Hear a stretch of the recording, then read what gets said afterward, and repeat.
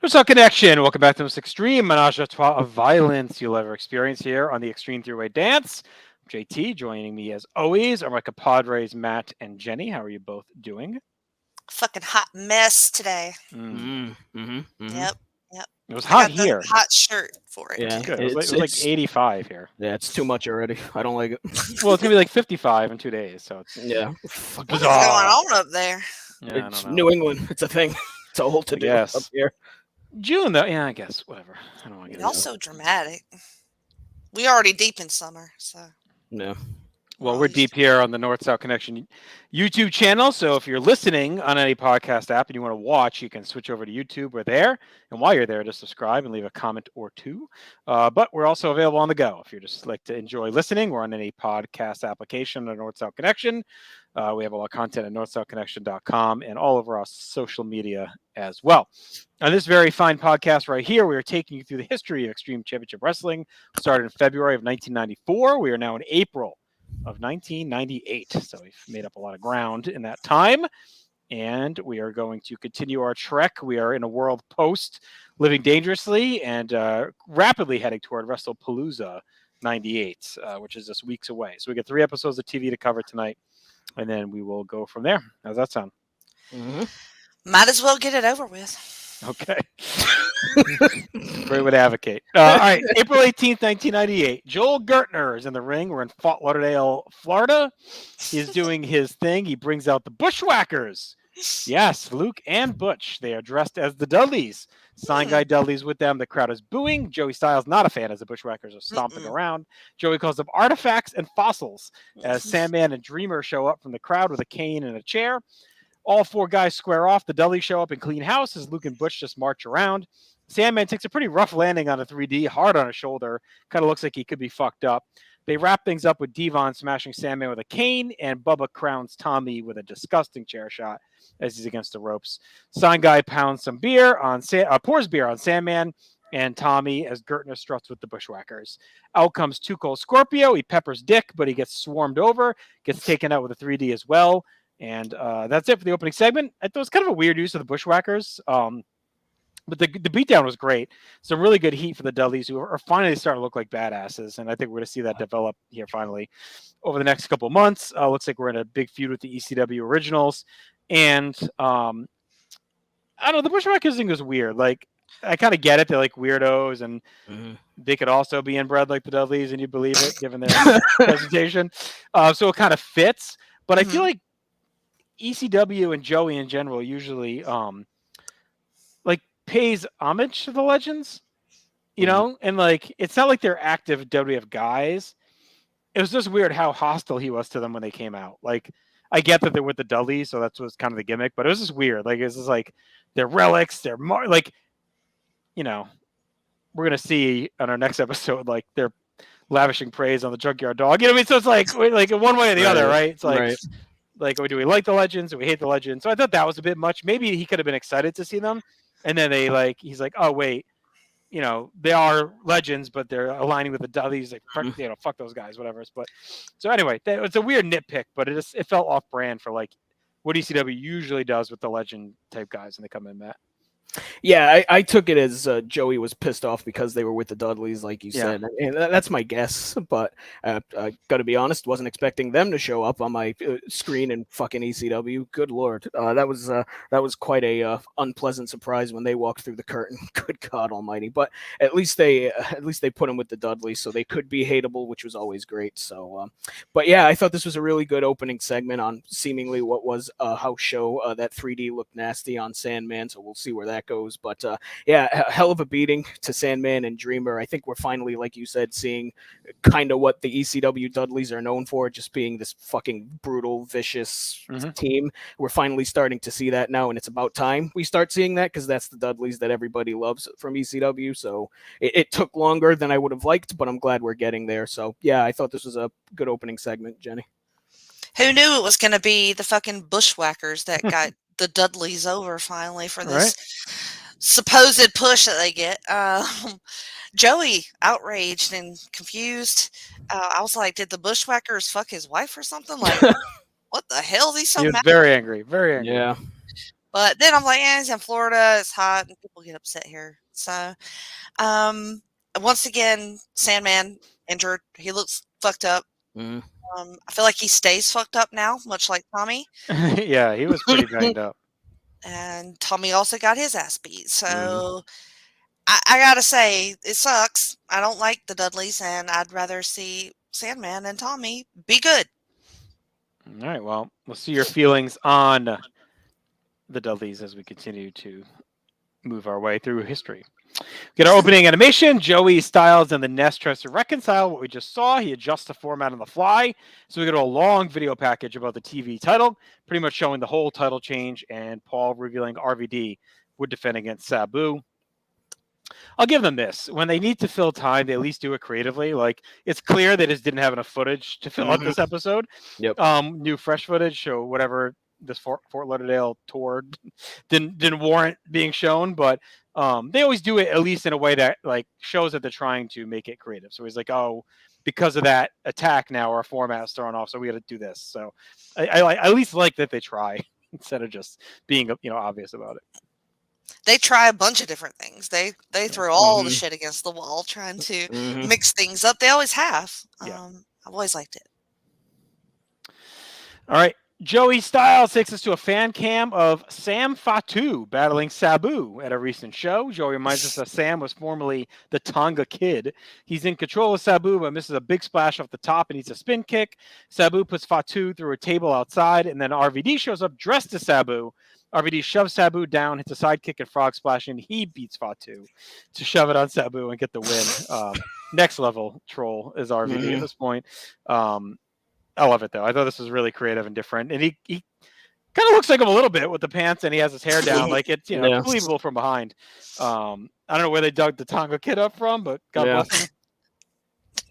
I wondered that, too. I was like, that is so random of a thing. Just a one-off, like, we're in the same place match. I don't know. Like, I think that's what they did with a lot of these guys. Like, if they were just in their hometown, they'd call them and say, hey, do you want to come in? We've seen the Bushwhackers and we've seen Tonga Kid. Is this ECW or is this an episode of Superstars from 1989? Right. Yeah, something. Joey runs down the top matches for WrestlePalooza, runs down some other news and notes. We then see the back of an ambulance. Joey's in the Nest rambling about Sandman's injury. We head backstage where Sandman's wife Lori's back. I guess I don't know if she's with him. It's supposed to be his ex-wife that they, sometimes couples get divorced, but then they kind of end up back together, but not really together. Like, feels like that's them maybe. So they should Raven's still possessing her from WCW. Oh no. Lori's in tears. Sandman's stretcher had put a neck brace with an oxygen bag. Joey's narrating. He talks about Sandman's popularity, and we see some clips about him. And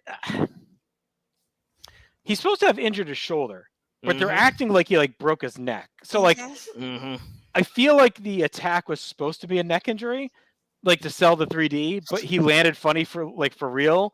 And so they just had to play it off like it was a shoulder the way he landed, because I guess you could say maybe he broke a collarbone, so they have to stabilize his neck or something. But it's just a weird, the way they're treating him is like he has a bad neck or head injury, but they sold it originally like he landed weird on his shoulder. So, are all the injuries just to hide his drunkenness? No, I think they're really just trying to get the Dudleys over, start putting them on a murder spree. But yeah, sadly. So we'll see where this continues to go. We get to our first real official match of the night, I guess, and that is Lance Storm and Chris Candido taking on Rotten Balls, Axel Rotten and Balls Mahoney. This is in Florida as well. It's a preview of WrestlePalooza. This is the match we're going to see. We start with Storm wrecking Rotten Balls with chairs. Candido shows up. He joins the attack, but Storm smashes his own partner with a chair and then leaves. The bell rings. Axel covers, but Storm returns to save his job.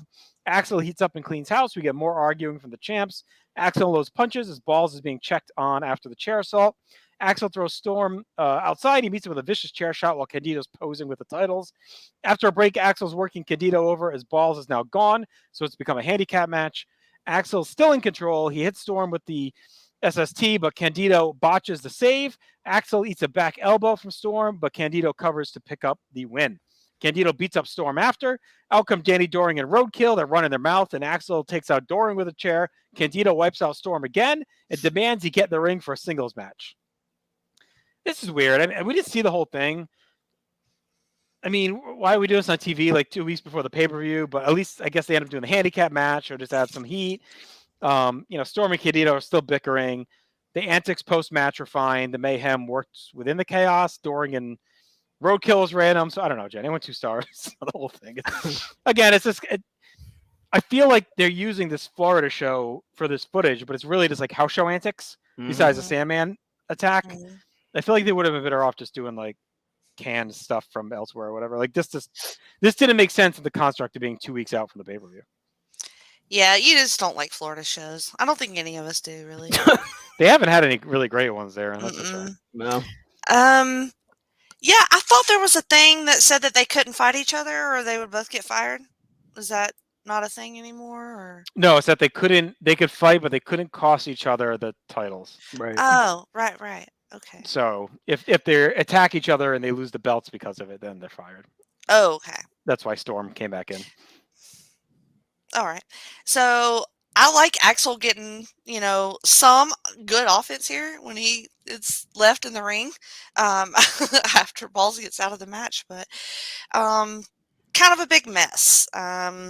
Candido's just being real petty about who gets to pin things. And I'm just like, oh, come on. I did a 1.75 stars. I don't know, man. Yeah. Yeah, I mean, I went 2 on it, and I think you hit the nail on the head, JT. This was something that was supposed to be seen like only at a house show, and for whatever reason, they decided to pluck it from the house show and show it on TV.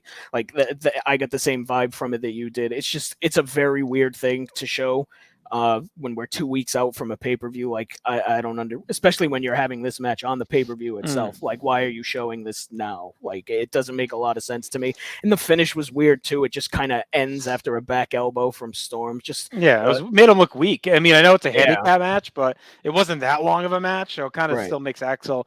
They should have done a singles, like Candido versus Axel and Storm's out there or whatever. So I mean, I went 2 on it like you. Just not much here.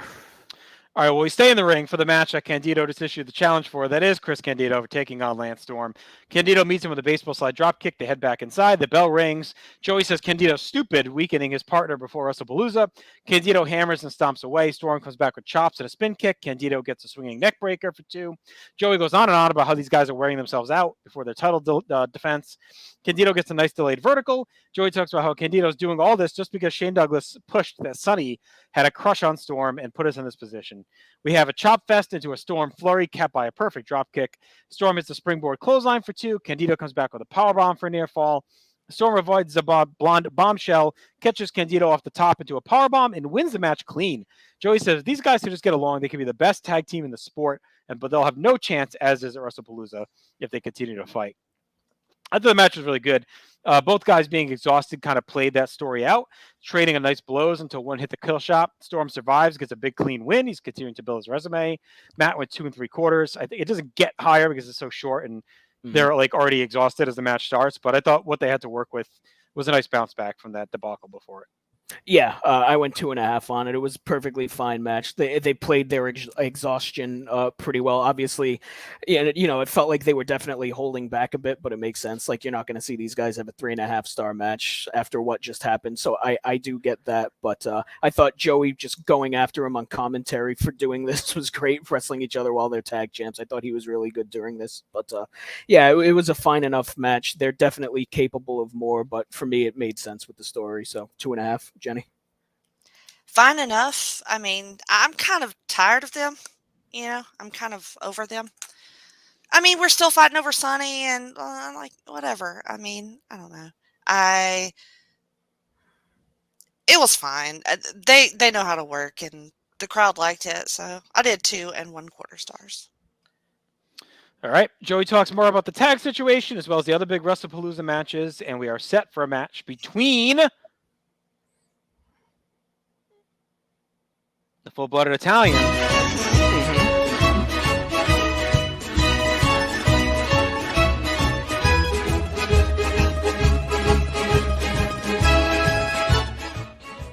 And if they're coming out, that means it's time for our Italian lesson of the week. Earlier tonight, my children were watching Bluey on Disney. And they played the song. I thought it was pretty funny.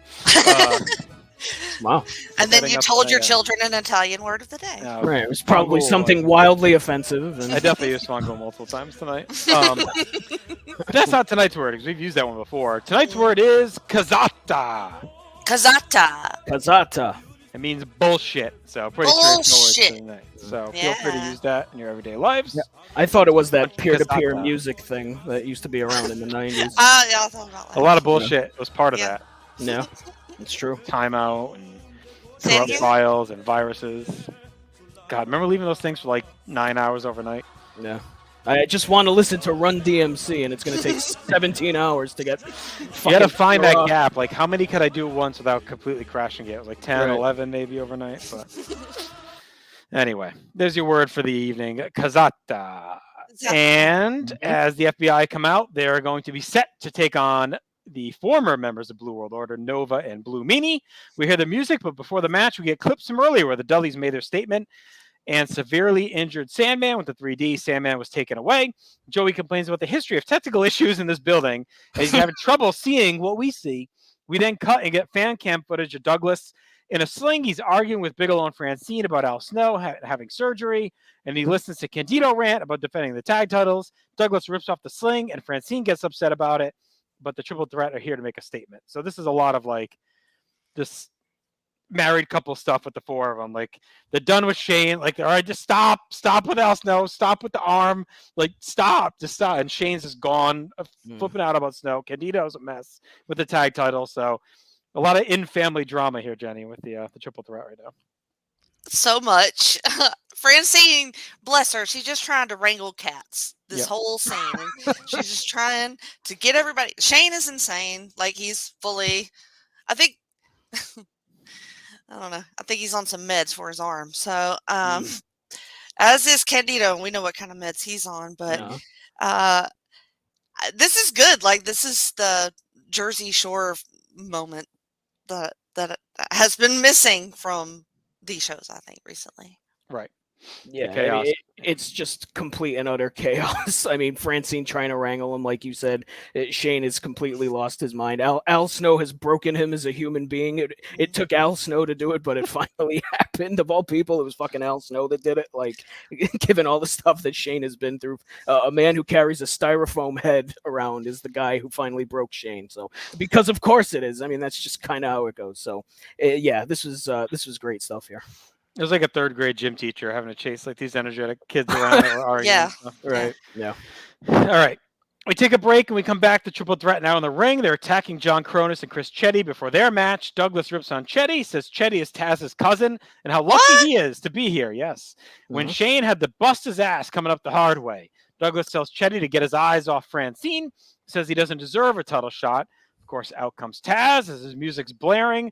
Joey says they did a good job keeping Chetty and Taz's relationship under wraps, but Douglas has outed them. Taz says he doesn't care about Shane and his problems, but Chetty stops him and Taz slaps his cousin, breaks him with a T-bone. Taz says he doesn't care about anyone. He'll take out the whole Triple Threat. Douglas says Taz has no class with a bunch of losers for family, and Taz thinks he owns ECW, but no, the Triple Threat owns ECW. Paul Heyman is directing security. He's up on a stage. Taz tells Shane to put the belt up in a match right now. Douglas barks at Heyman to shut up and go away. Joey says this whole night has been a mess. Seems it. Shane says Taz doesn't get a title shot as Al Snow and Head jumped over Taz and took it. Taz says he doesn't deserve it. Bigelow put his jabron ass through the ring. Douglas says Taz is the big shooter, wants to break Shane's arm. But tonight, Shane will give him that opportunity that Stan Hansen got when he broke Bruno Sammartino's neck. If Taz can break Shane's arm, the Triple Threat's going to kick the shit out of him. Douglas hands his arm over and shit talks and shoves Taz and says if he goes down, all of ECW goes down. And Taz will have to go find work elsewhere. He begs him to break his arm. He slaps him, calls him a pussy. Taz says Shane is pathetic. He pretends to walk off, turns back around, grabs the arm, and snaps it down. Bigelow attacks, and he and Taz brawl as Douglas is writhing in pain. So, pretty chaotic finish to this episode as Taz has now broken Shane Douglas' arm. Taz and Chris Chetty are cousins. A lot going on. I thought this was really well done. It was entertaining. I mean, it's clear that Shane is hurt, and they're using this to explain that, so that's fine. This show clearly was a disaster in Fort Lauderdale on this evening, probably as disastrous as their airport is. So they were definitely struggling I don't know if there was like travel problems or just the technical difficulties that Joey said, but it seemed like something was up because they referenced it at least 3 or 4 times, which would be a Chad Campbell memorial no because he hates when WWF acknowledges all the technical issues on 1996 programming. But yeah, it's an interesting approach for sure on all this to see them take Shane down this way. It reminded me of on Seinfeld, like where Izzy Mandelbaum's like, I bet you can't take my son away. He's like Shane. It's just like danger Oh, you signs think all you're over better for than Shane. me? Like, yeah, like it's danger signs all over for Shane. Like, don't do this. He's gonna hurt you. Don't do it, Izzy. Don't lift the TV. You're gonna throw your back out. So this is where we're at, Jenny. But it's a chaotic wrap up here. Oh, well, that was a lot. Why do we care that Chetty is Taz's cousin? Why is that a thing? Well, I think he really is his cousin. So I think. But why? Like, why does that matter? Well, I think Douglas is saying it's like a nepotism thing. Like, because he's your cousin, you're already getting title shots. Whereas it's the classic, like, old school guy, right? I had to work my way up in the territories, and this new guy just comes in and he's already in ECW getting title shots as a rookie or whatever. Okay. When was Chetty's title shot? This wasn't this like a tag something? Did he say title shot? I don't know. He probably had a title shot somewhere. No, it was him and Cronus, wasn't it? Yeah, maybe they were going for a title number 1 contender match or something. I have feel to like look back. Didn't he have a TV title I match feel or like something? Chetty had like a random match with Shane at some point. Yeah, I thought so too. For the Okay. title. All right. Didn't he kill him with like a belly to belly quick or something? Yeah, it was something like that. Actually, him and Lynn had a tag title match with Candido and Storm a few weeks ago too. Right. So he's just saying, yeah, he fought Shane on February 21st. So he's had a couple title matches. I don't know. Shane's insane, but anyway, Taz I thought looked taller. Maybe it was where it lifts. I don't know. Platform wrestling The shoes. Florida sun. But he looked trimmer, like oh God, this thing behind me. But he looked fit, like he Not mentally. was jacked. No, Well. but he was jacked, like even more than normal, I thought. But anyway, then we talked about Stan Hansen for a minute. But anyway, just the whole arm thing, like I just don't. Why don't I like it? Why don't I want to see this? I just don't. What don't you want to see? Not Shane there and for me. Taz? Yeah, I don't know. It just. I mean, it's kind of almost Taz's time, right?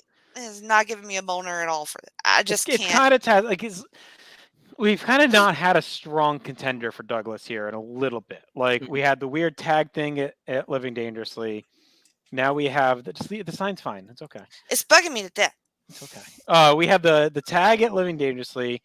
We kind of know Snow is not like the strongest challenger. Looking back historically, we know he's not really sticking around. So like who's like the real? I mean, Bigelow obviously was a good challenger for Shane, but even that felt weird. Like how quickly he just won randomly with Lou. Like they didn't do it right. So I think they're setting up Taz in a long game, right, to be a legitimate challenge to Douglas. Now Douglas's injury may fuck that up. We'll see, but I think they're just trying to bring these two superpowers of ECW into orbit together because Taz is due for like a title picture run. Okay. From what I know about Taz, he wants to meet his opponent at 100%. I don't know why he would be wanting to hurt Shane even more. Well, I guess Shane's a piece of shit. Well, yeah, but I'm just saying, like, I don't know. It just doesn't really fit. And they're saying like, break my arm, you pussy. Like how are you gonna turn that down? But either way, I mean, they're doing it because again, Shane is clearly hurt. So yeah, I don't know. We'll see what they do with the title. Like, is Snow gonna win? I mean, if Shane's hurt, right? It seems like maybe they switch it. We'll see about that in our next episode. But I don't know. That was my biggest takeaway from this whole thing is, hey, where's Al Snow in all this? Not in Florida. Apparently not. Like, I feel like they barely even mentioned him, like, in this Mm-hmm. episode at all. It's just super weird. Like, they've already moved past the Al Snow thing, and they've gone right to Taz without getting the Al Snow thing done.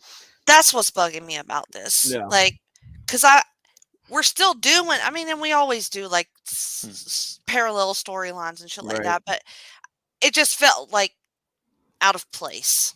from what we've done. This episode somehow oddly felt like it happened after WrestlePalooza. like, Yes.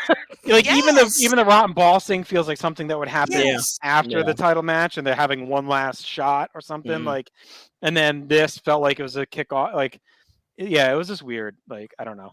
It felt like they weren't planning to use some of this, but I don't know. They shot two big angles, so I don't know what happened. Maybe they lost footage Yeah. from that show, so that's why it was all screwy. And Joey kept saying technical difficulties. Like, maybe some of the stuff they shot didn't come through or something, because this is the whole thing is presented oddly. Goddamn Florida electricity ruined the tapes. It's all the humidity So down did here. internet. You guys. Even then, so even Even AOL then. was dragging back then. Probably a snake ate it or something. Yeah. CompuServe crumbling. All right, let's get to our awards. Best match, I went to Storm and Candido, Yeah. Yeah, I think so. and then the tag for worst. Yeah. Yep. I thought we had two great moments. I mean, I thought the Dudley beatdown of Sandman and Dreamer was really good, and Taz snapping Shane's arm is a pretty big angle. So I thought we had it for a kind of a throwaway episode on a forgettable house show or whatever. Like, we had two major angle shots, which that is one thing I like about ECW. Like, they don't give any show for granted. I'm sure there's ones we're not seeing, but it feels like they do all these random things on the road in these, random places. Like, oh, we're going to be in Fort Lauderdale. We're going to shoot two major angles there. It's like, interesting how they approach it. It's like not everything happens at the ECW Arena or Queens. They kind of, take advantage of every location and do stuff. Maybe they should not do that. Do you have any moments beyond that? Chetty getting backhanded by Taz was pretty No. great too. That's all I got. Most 90s, I don't have obviously the Bushwhackers. Yeah. I mean, you can argue 80s as well, 80s. but they're pretty 90s. They're pretty 90s too. Stock Rising, I went Dudleys, Lance Storm, and Taz. Yep. Yeah, I think that's all we got on this one. Falling, I went Sam Fatu, Danny Doring, Dory. Chetty, obviously, No. looks like a bitch, and Shane's arm falling off his body. Teddy's jaw falling off his face after Taz bitch smacked it off. You think that was like they had an argument at like Christmas when they were like 11, and that was like a receipt from Taz for that? Yeah. Probably. You're hogging the peas. That's the fucking ham. The peas. Also, the production in general falling. From whatever the fuck happened. I'm gonna write it off as a bad night, though. I'm not gonna Alright. use this as indicative of like things in general right now. Yeah. All right. So for all the bitching I did, I still went 6 out of 10. Like, I mean, two big angles happened. We had a pretty good match. It's only a 40-minute show. I'm like more happened on this week episode of ECW than like half of the 96 Raws. Like Chad and I have watched. So like, it's still a very effective episode of television. With a great atmosphere. So is it one of their best? No, but stuff still happened. It wasn't like you could just skip it. I'm gonna do 5 for me. I went 5.5 on it. All right. Well, let's see if they bounce back at our next installment a week later on April 25th, 1998. Joel Gertner is backstage. He's doing his thing. He says Bubba's massive chair shot to Tommy Dreamer's skull was karma for Tommy's classic chair shot on Raven 2 years ago. We also get to hear the crying of Sandman's wife, Lori. Gertner says she's Sandman's wife in theory, if not in practice. Yikes. She must have somehow found a babysitter to watch her ugly, illegitimate, mentally hard R children. Yeah. So she must have commanded a good appearance fee for showing up. At WrestlePalooza, they'll take out Sandman and turn Cobb County into a dry county. And to quote the Dreamer, nevermore. Gertner and the Dudleys really going up a notch. I mean, this is Joel really going in here. We're going to start seeing more of this out of him and the Dudleys. But goes in pretty hard on Sandman, his wife, and his kid. Start seeing this. This is classic Gertner. He did gets a lot more. Yeah, but though. Most classic Gertner is like the sexual stuff about himself. Like now he's going to really start getting like acerbic toward people. Inciting I like stuff, it. Yeah. Poor Lori. She's still possessed by Raven, and you got Gertner calling her that. Staring at that static on the TV. That was hilarious. Yeah, that was a good callback. This is funny how he said he basically, she's willing to leave the kids at home if she gets a good appearance fee. All right. We get our opening animation. Joey's in the nest at the arena. We're closing in on WrestlePalooza. I talked about the injuries nagging Shane Douglas. We see a clip of Taz snapping his arm last week. Joey says Douglas vows to be in the ring at WrestlePalooza 98 to take on Al Snow. He also runs down the other big matches, including the newly announced Bam Bam Bigelow versus New Jack and Mikey Whipwreck versus Justin Credible. Rematch there. We're going to get some highlights of the arena action as well. Joey is then in the ring. He's cut off by Taz, who stomps out off format, we're told. Taz tells Joey to tell the truth that Douglas is home because he fucked with Taz, and Taz fucked up his elbow. Taz says he's been too nice and gotten too soft lately, and in Florida, Shane hit a nerve, told the truth, where he said Taz isn't getting a shot because he lost to Bigelow, and Shane was right.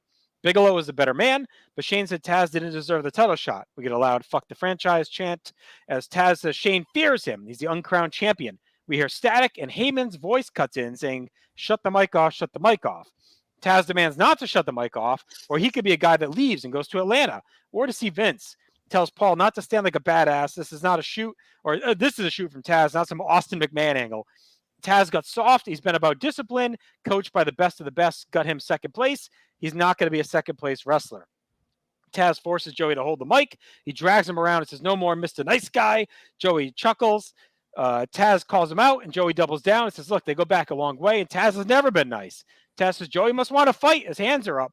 Joey stammers, and Taz rants at the fans, says he stood here and put up with shit, and Joey disrespected him. Joey asks Taz what is going on, and Taz tells Joey to shut up, let him leave, and then he throws Joey down. Taz is clearly on the brink here. And I'm torn on, like, the ECW making stuff feel real, but trying too hard to make stuff feel real. And I try and put myself in that time and space. And I'm like, at the time, this really felt probably really super cool. Paul, you cut Paul, cut him off. Taz is like yelling at him. It kind of feels real. He even throws out Austin McMahon to say that shit's fake, but this is real. The test of time's a little shaky on that because it's like, it just feels like they're trying to do the stuff we ripped WCW for a couple years later, right? Like the insider shoot stuff. Mm-hmm. But this audience at that time loved that stuff. So it's like they're giving the audience what they want with Taz being a madman. So I don't dock it. I'm not saying I enjoy watching it now, but I understand in the moment, Matt, like why they went with that approach. That said, this is a great segment overall. Like Taz is losing his fucking mind and he wants to kill Shane. Yeah, I felt like this was kind of all over the place, to be honest. You know, he's talking about Shane. He's just kind of rambling. He goes after Joey for some reason. Like, I get wanting to go after Shane, but I'm not sure how the other stuff really helps him at this point, because it does feel kind of like the Austin McMahon stuff. Like, yeah, that's literally going on like right now. Like, right. This is like a month after WrestleMania. It's right around Unforgiven, which is where they had Austin do love, or Austin hits McMahon with the gross chair shot. Like, so like we're right in the heavy beginnings of Austin McMahon. So, I mean, with him, you know, with the Heyman stuff and him going after Joey, it kind of feels like their own version of that, and they're cribbing from it. Right. So, like, I feel like there's a better way they can do this with him going after Shane than what they did here. And I know it was the time, it was the hot thing, so everybody was fucking doing it at this point. But hindsight being 2020, they probably could have gone a different route than what they did here. And I think they try and do it in a way that makes it like, that's why I think they deride Austin McMahon instead of hiding it and pretending they're doing like it doesn't exist. They're calling it out to say, yeah, this may seem like the same thing, but that's an angle. This is a shoot. Like, I'm pissed. And if there's two guys in ECW that could do it. It's him and Douglas, believably, because that's all they've done for years. Like, they're not new to this game where like they say what's on their mind. They call out other organizations. So it works for them. Like, if it's Dreamer or someone else doing it, maybe it feels more forced. But I feel like with these guys, it feels real because they've been doing it. But you're right. It's the timing is like hard to overlook when Austin McMahon is literally just starting to fire up and they're doing the same thing at the same time. Yep. That is all very good and great. But he put his hands on Joey, so kind of fuck him forever. And it was unneeded. He did not. What is this doing for him? You know, fucking with Joey. I don't know. I don't like it. He has done it before, though. He has, and I didn't like it then. So this is just more bullshit. All right. I don't like it. I don't know. All right, we get a highlight package of the last ECW Arena show.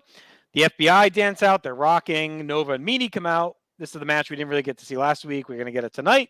The crowd is pumped for the old BWO. Joey gets a joke in about Meanie's tits and his cholesterol as they hit the ring. Tommy Rich grabs the mic. He calls Meanie Fat Boy. Talks about being on American Bandstand with Dick Clark and Gordon Soley last week in Atlanta. And that Tracy Smothers won the John Travolta Saturday Night Fever Award. Rich wants a dance-off. We get Smothers starting it off. Rich calls Meanie Chubby Checker. He does his dance routine, which wins the fan applause. Rich has Smothers do a second round, and then Meanie goes again, but the FBI attack him. That's all we see of that. Chubby Checker made me laugh.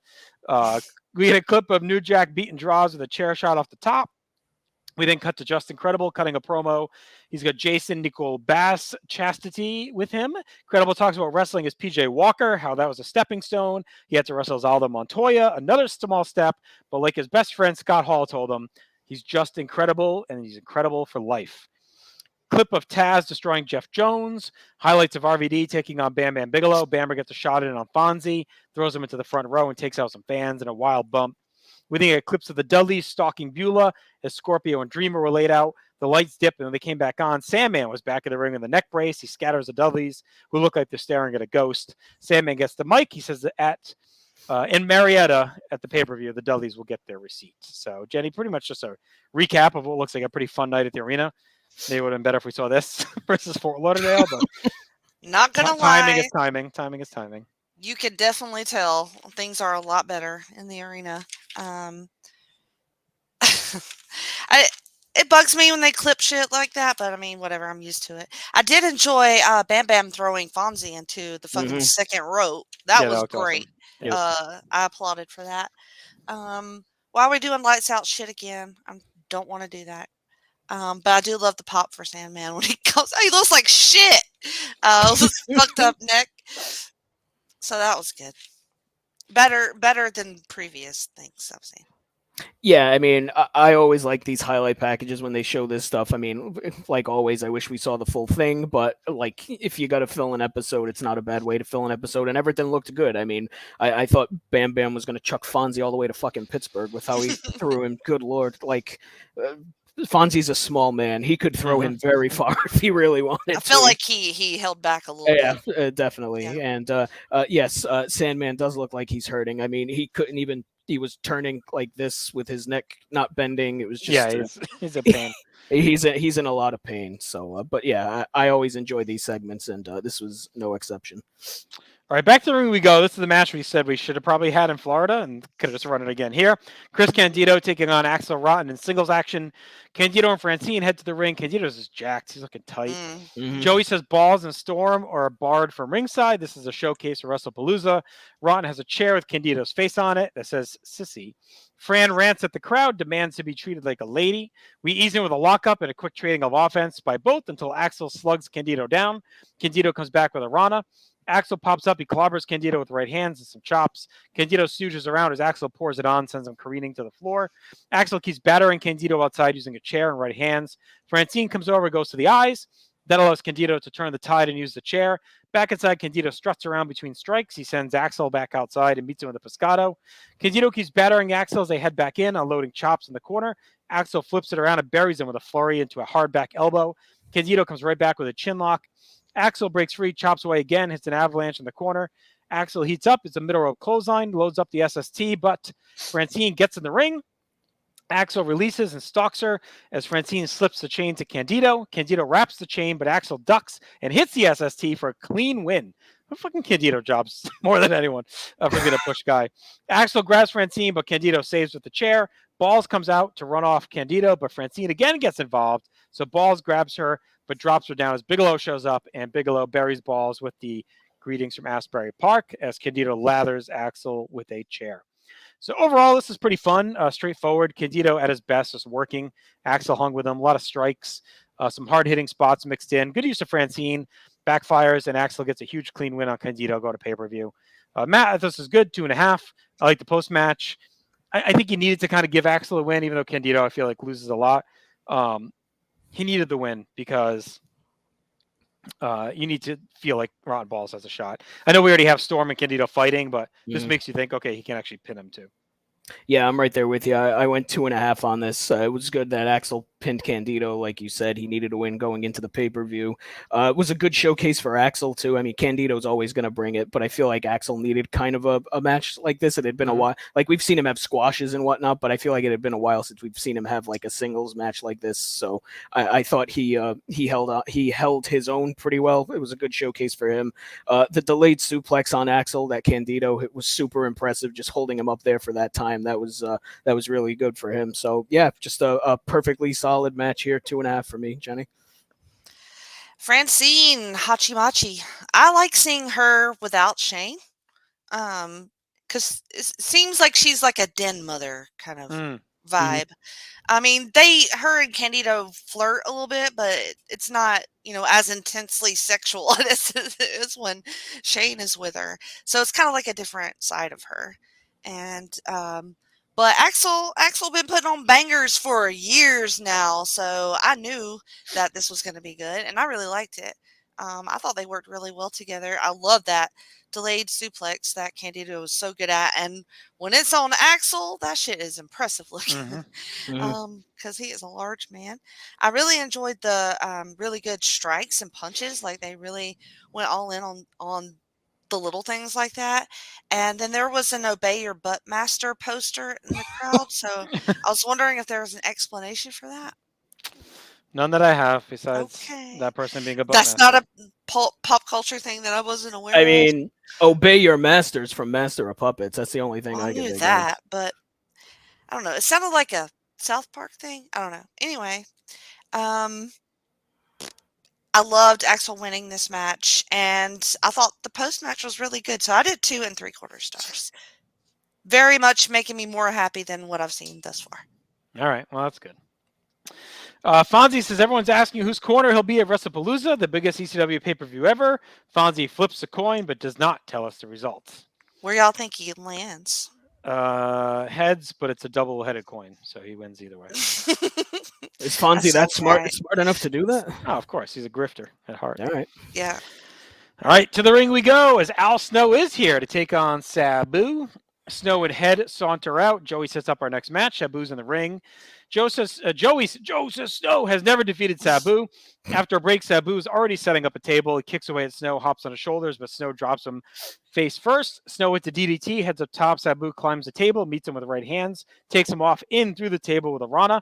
RVD is out, trying to check on Sabu, wants to stop the match. Fonzie says he's okay. Sabu fires back, it's a low drop kick, gets 2 on Arabian press. Sabu's now bleeding from the eye as he chucks a chair at Snow, hits a triple jump moonsault, but catches the seat of his face on the way down. Looks like it really freaking hurt. Sabu crawls over and covers for 2. He hits a DDT, tries another triple jump, but slips on the rope and gets crotched. Snow knocks him to the floor. Snow shoots him into the crowd and hammers away, meets him out there with an acai moonsault off the railing to a huge pop. Snow stomps away. We head back inside. It's a power bomb. Snow grabs a chair. He beats on Sabu with it, puts it on his chest. He goes up top and comes off, but Sabu grabs a chair and throws it at him. Sabu gets an Arabian facebuster, smacks Snow with the chair, puts him on a table, hypes himself up. Sabu goes up top, but Snow meets him as RVD's tying up the ref. Sabu loads up a superplex, but Fonzie comes in. He takes out Snow's knee. Sabu drives Snow back through the table, covers, but the ref, as the ref starts to count, RVD throws in the towel, and Al Snow wins the match due to forfeit, or I guess submission. Sabu is not happy. He and RVD argue and fight over the belt as Fonzie keeps the peace, and the ring fills with Head. Really fun match, as you'd expect. A lot of madness. The crowd is really riled up. I thought both guys went all out with the pay-per-view on the doorstep. Snow's really built out an aura. Sabu matches that. I like the finish, too, because it plays into RVD being a passive-aggressive douche. He screws Sabu on the doorstep of their big match. It gives Snow a win over Sabu without having to beat Sabu clean, but you don't want Snow to lose. But you also get kind of this dream match. So I'm fine with it here, only because RVD is so good at this bullshit that it plays fine, Jenny. You know, it's still pretty funny because it's RVD screwing him over on purpose. So I went 3 1/4 on this. I enjoyed the match quite a bit. It's even funnier because when RVD runs in, he's wearing a Sabu shirt. So thought that was next level. I really like this match. The Rana through the table, sick. That fucking moonsault by Snow into the crowd, that was sick. All the table spots were really fun. Like, Al Snow seems very versatile. Like he's Mhm. been hanging in. He's been good. Yeah, he's he's been Mhm. very good. Yeah. We've seen a bunch of different styles from him, and this just sort of adds to like his list of shit he can do now. So I did 3 1/4 stars as well, Matt. Yeah, I went 3 on it. Al Snow, what a sight for sore eyes. My God. Feels like it's been weeks since he's been Mm. around. So it was good to see him again, considering he's in a pay per view in 2 weeks. Makes sense that he's here. But yeah, I really enjoyed this match. Sabu on a mission to end his own life during this match. Always. I feel like more so though when he crashes on his head with the Rana through the table. And there's another dive he does where he crotches himself. Like, good lord, man, just take a break for a minute, will you? Good God. But yeah, this is really good stuff. I like the finish, the RVD Sabu story, just how they've been petulant children to each other is great. The towel throwing, like you said, it makes sense. It gives Snow a win over Sabu, but he doesn't have to pin Sabu, so that makes sense. So yeah, I enjoyed this a lot. Just a really fun match here. So 3 stars for me. All right, Joey talks up WrestlePalooza, says Shane needs surgery. It's official. And after the pay-per-view, if he wins, he'll have no scheduled defenses for months while he rehabs. And he runs down the rest of the card as well. So pretty interesting little hard sell down the stretch. Really, when you package Snow beating Sabu with Douglas clearly needing surgery now, they're really trying to bait you into thinking Snow's winning this title, I think, coming off of this. Like, all right, this dude just beat Sabu. Douglas is going to be out, but Snow's winning the belt. I don't know at the time, like how much knowledge it was about Snow's setup. Like, I mean, he shows up on Raw in May, and then he kind of comes back and forth. But could he do both? I mean, guys have done both all year for the last 2 years, so why not? Like, right? So we'll see. All right, award time. Best match easily Snow and Sabu. Yep. Worst Candido and Axel. I mean, we don't have many worst on this show. Best moment, I went Bigelow throwing Fonzie into the crowd, and Snow's Otzi moonsault. Both of those. Awesome. Yeah, they were awesome. Yep. Most 90s, I went with credible name dropping PJ Walker and Aldo Montoya. I'm gonna go with Obey Your Butt Master because that feels like a very 90s thing. Yeah. It's probably some joke from some friggin' show somewhere. I mean, that's what I assumed. I can't believe y'all don't know. I don't think it was South Park, was it? Could it have been a South Park joke? Why don't I just Google it? It sounds like a Cartman thing. That's what I was thinking. I mean, South Park was huge, as we know at this point. Right. Stock Rising, Taz, FBI, Rotten Snow for me. I love the FBI's dance off. That's why I have them there. Oh yes, that was. And the American Bandstand and calling them Chubby Checker. Yeah, your turn, Chubby Checker. Get in there and dance. That was great. Yep. Falling, I just went with Jones. Jeff Jones. Fuck him. He's consistently falling, so he's always been an asshole. He's a permanent addition to that. Final grade, I went 7 out of 10. That's a strong episode. I mean, Sabu and Snow was great. I like the angle stuff as well, the Taz promo. So very good episode. It felt like, again, maybe we're one too many. We'll see how the next one is, but this felt like it would have been a strong go home with Snow standing tall on the doorstep of the pay-per-view. Always one too many for some reason. 6.5 for me. Yeah, definite bounce back from the last episode. I also went 6.5. All right, our next I don't episode. See shit on here about nothing. Buttmaster. No, it's just an inside joke. Fuck it. Like many of the trips through Asbury Park. All right, May 2nd, 1998. This is essentially a recap episode previewing. It serves as a preview show, like you would see back on the old Viewer's Choice, etc. Before ordering a pay-per-view. They do a 30-minute preview. This is what that was, essentially. I'm just going to read through it, and then you guys, if you have any thoughts on it, you can let me know. All Joey opens in the nest. He welcomes us in, says we're counting down to WrestlePalooza. He then talks about Fonzie, whose corner he'll be in for Sabu and RVD.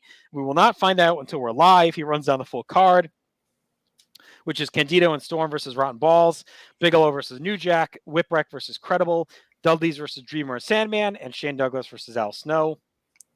Joey reminds us that Douglas created the modern ECW title.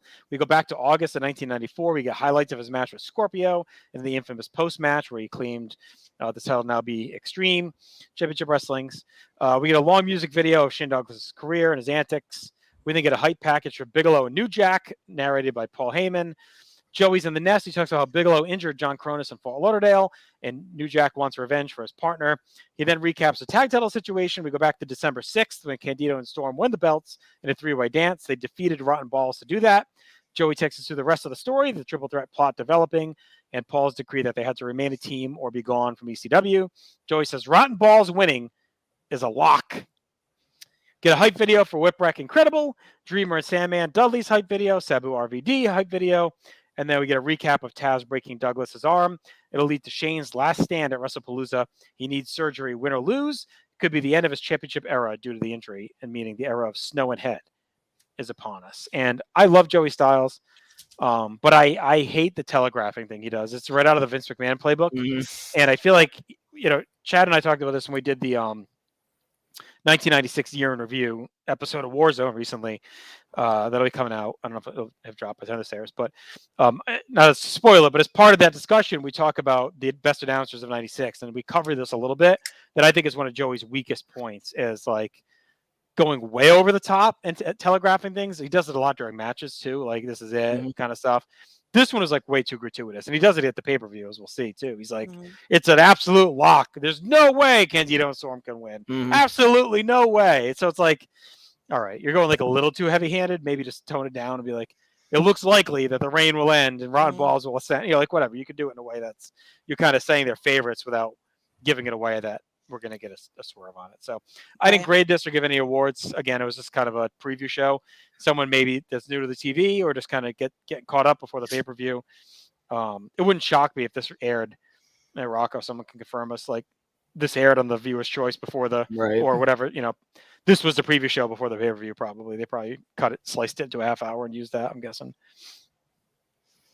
This was all pretty typical, of what we see from what they do on these shows. I think my favorite part is when Paul reads excerpts from his own interview from Hardcore Hotline, and every word is capitalized for some reason. And then I'm like, why can't you just read it? Like, why does that have to, I don't know, like, or somebody else read it, like you reading your own words from an interview sounds kind of weird. So anyway, that was just a little quirk. But this is pretty basic. I didn't do any awards or anything. Yeah, I didn't do any awards either. It's purely a recap episode. I mean, there was nothing new on here. I mean, everything was well done. All the highlight packages were really well done. But I mean, there's, like you said, I mean, it wouldn't shock me if this aired on the pay-per-view channel. So I mean, it was perfectly fine for what it was. But I think last week would have served as a better go home than this. But it is what it is. It was nice to see old school Shane. Because I mean, I hated him, but that promo that he cut was genius. Like he kills that whole thing, and it's really cool to just look back on it. And also, it makes you think that he died because it's like he died. I didn't mind this as the go home because we kind of get a double go home. Like last week, really ended the stories heading in, and this is just like an extension of the pay-per-view. And I don't know. In some markets, this might have even aired like the same day or a couple days before. Like, so if you think of that timing too, this really is just like, all right, here's everything we got to try and sell you on buying this pay-per-view. If you think we get some new pay-per-view audiences, so I think it was worth the shot to give a history lesson to really drive. I don't. They kind of did what we said they should do, right? We said last week was a good go home. Anything they could have done this week probably would have felt like too much or gratuitous. Like. They ended where they needed to end, and now we're just telling the little story before we look at the pay-per-view. So I think that was fine. All right, so that'll do it for us here tonight. We'll be back in 2 weeks with WrestlePalooza 1998. Sure, check out everything we have to offer here at the North South Connection, both video and audio. Subscribe to all of our feeds. We'd appreciate it. And follow us on social media. That'd be swell as well. Till then, stay extreme. We'll talk to you in 2 weeks at WrestlePalooza. I waited to say it till the end. Right.